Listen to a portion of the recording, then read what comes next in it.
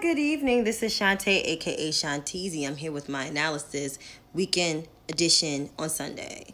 So I hope you guys had a very great Sunday. Hope you guys are all well. I just finished cooking a very decent meal. I cooked some collard greens, candy yams, fish, and some cornbread. I would have put some macaroni and cheese in there, but I was like, I did it like back to back, so not this weekend, but maybe another time. But until then, I'm here with some analysis. It was a kind of a not too much a jam-packed news weekend, so that was good. But I'm gonna come with you with some analysis. I won't be long, so let me just have a sip of this red wine. Let's get to it. So we are at 1.4 million cases. I believe we're around 90,000 deaths. No mass testing on a federal level, which I'm not surprised, and this is where we are. And there's almost nearly 40 million people unemployed. Reopening status. Well, states are reopening. Some of them are partially reopening without the testing capacity or, from the federal government, with the assistance of the federal government, which we're not surprised. In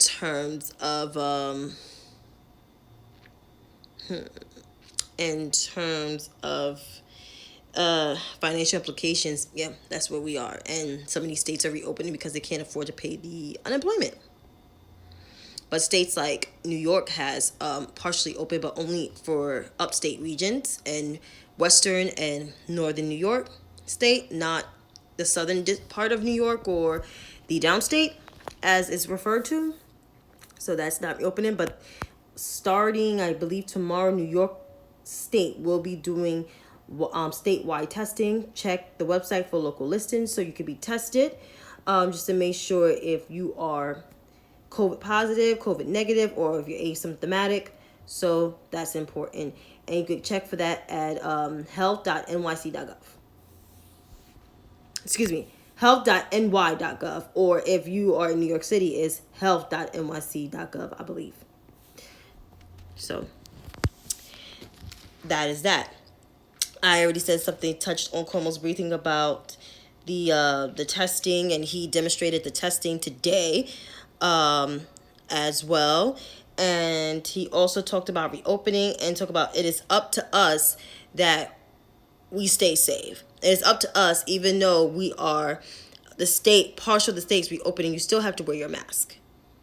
But he did touch on May 28th or May 25th.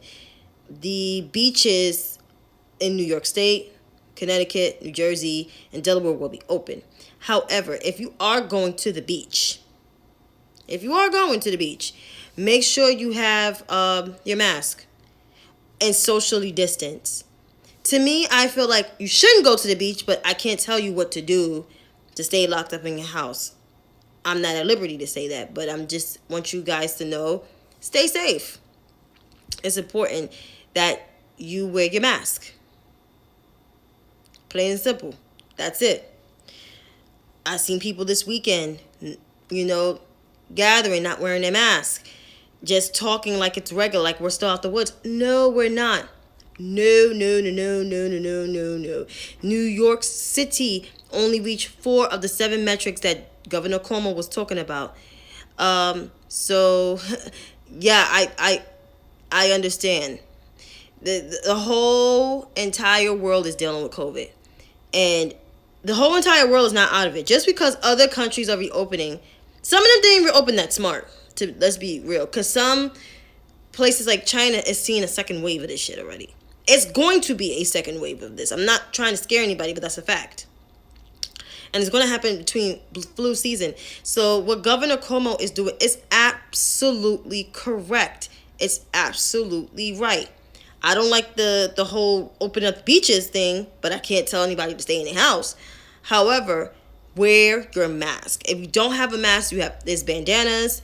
If you are a sewer, you can make your own stuff. God bless you, because I don't have that talent, so I gotta have masks. And I just ordered some masks on Amazon, and you can order them. They may come into July, but I have other backup. I have other masks and N95 masks, so I'm fine.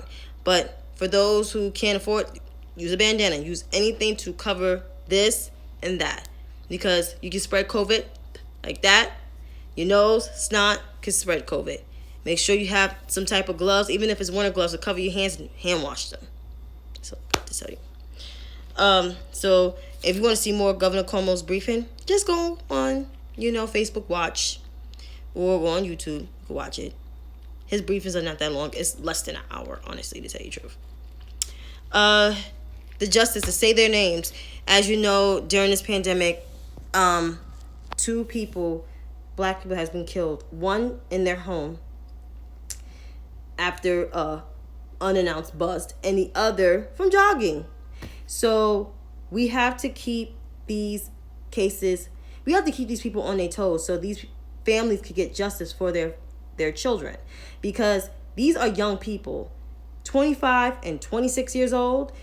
They still had their lives to live. One was going to be an aspiring nurse, and the other, who knows what he was going to be, but he was going to be something big. He was a father of 2.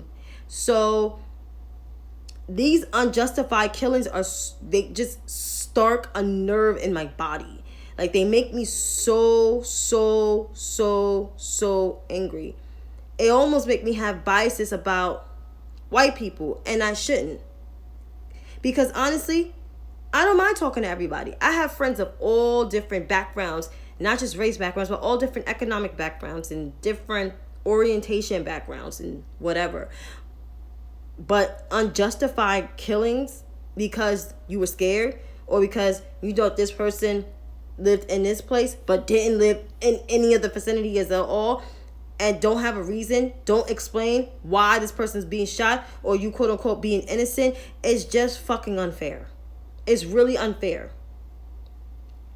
And that's why, and that is exactly why we need to say their names over and over and over and over and over again. Okay, people? So let's do that. So the politics of it. I hope y'all all watched President Obama's speech yesterday to the graduates of 2020. It was very uplifting. It's good to see an actual leader who gives people hope. And I was so blessed and fortunate at the age of 22 and at the age of 26 to vote for this man again and again and again and again. I was very, very, very happy because he gives people hope. And I was not a graduate of 2020 because I told my age already. I'm old. But it was good to sit there and listen and understand that these kids are going to face some hard times, whether they're going to college or facing a lot of debt, or whether they're graduating from college, facing debt, job uncertainty, because they're going to enter into a workforce that is going to be a greater recession than the workforce that I had to enter back in 2008. So his commencement speech was super duper important. Unlike the leader that we have in the White House now, who clearly don't care, who will say anything off the cuff and because he cares about his ratings and himself and his self-interest, not the interest of the American people. As you can see, we're at like 90,000 deaths from COVID, and we're 1.4 million cases in. And do you think Donald Trump really cares? Absolutely not. Absolutely not. This is where we are, America. But if you want to see Obama's speech, I encourage you to watch it on YouTube, because I'm pretty sure it's on there. Lindsey Graham's crazy behind appears on Laura Trump's campaign of 2020 re-election virtual conversation, and he was basically asked, who can repair the economy? And of course he says Donald Trump's name. He said Donald Trump basically rebuilt the economy after President Obama, which we all know that is a blatant lie, because President Obama inherited a $1.3 trillion deficit. Not million, not billion, but trillion. From 2008 fiasco and disaster under the Bush administration. He created the stimulus package. He saved the auto industry because it was about to tank. The healthcare thing, DACA, like all of his accomplishments. I'm not even gonna go there of the laundry list that President Obama, have done. So for this administration and his Republican Party to discredit the former president, who is a black man, who was the best president so far in modern history, is absolutely insane. So he's saying that Trump will handle the economy better and that he rebuilt it is a bunch of baloney. I was never a fan of Biden, but Biden was part of that last administration who helped save the auto industry, who helped rebuild the American economy. So I will trust the former vice president over the current occupant of the White House. That's just my opinion. But who knows? Let's see. Oh, the deranged tweet that I saw on Twitter. So Trump has this tweet of Bill Pullman from Independence Day. Bill Pullman was President Whitmore in the movie Independence Day back in 1996. And he put his face, Photoshop his face on Bill Pullman's body. And he had like Lindsey Graham and Eric Trump and all them knuckleheads in there. And he basically used his voice. So Bill Pullman the next day said, anybody don't use my voice but me, and I'm not running for president this year. So aka Donald Trump, why did you use my body? Don't ever do that again. Basically check them. Which I don't blame him, because he could have sued him for that.